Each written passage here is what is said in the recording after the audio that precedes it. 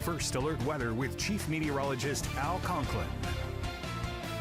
All right, out there right now, we are looking at rain, and you can see here from that 7-day forecast, eventually we are going to warm up, but that's not going to be until we get towards the weekend. For today, it is rain and heavy at times here this morning. This is what we've been concentrating on all across the metro area. Really, Mecklenburg County is just covered with moderate to heavy rain right now. And that extends northward and eastward through Concord up to Kannapolis, over to Albemarle, down to New Salem, and then southwestward into Gastonia. TKK now, it's lightening up a little bit in your neighborhood, but it may be temporary because you could see there's more downpours coming up through South Carolina. Not much rain for the mountains and the foothills. It's really concentrated right here across the I-85 corridor. You give it about 40 miles either side of that, and that's where the rain is, really right on top of Mecklenburg. So at the moment, we're dealing with the rain. This is why we've got the first alert in place. Still 12 noon, heavy downpours still with us. Now, as we head towards 2 o'clock, we still have rain that's falling. By 4 o'clock, it is starting to wind down. But again, if you've got that commute 3, 4, 5 o'clock, you're going to be either in rain or on wet streets likely. Now, by later this evening, the rain starts to die down. But this, I think, is temporary as well. Watch what happens overnight.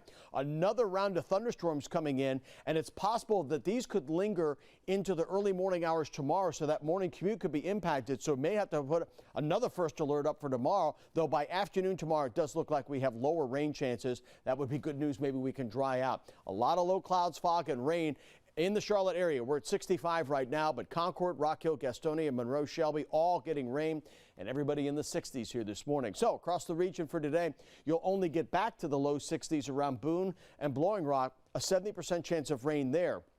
The rain chances actually pick up the farther south and east you go. So Morganton, Lenore, Taylorsville. When was the last time Hickory was in the 60s for a high temperature during the month of August? Well, I'm forecasting 72 in Charlotte. This would be the coolest August day here in more than 10 years.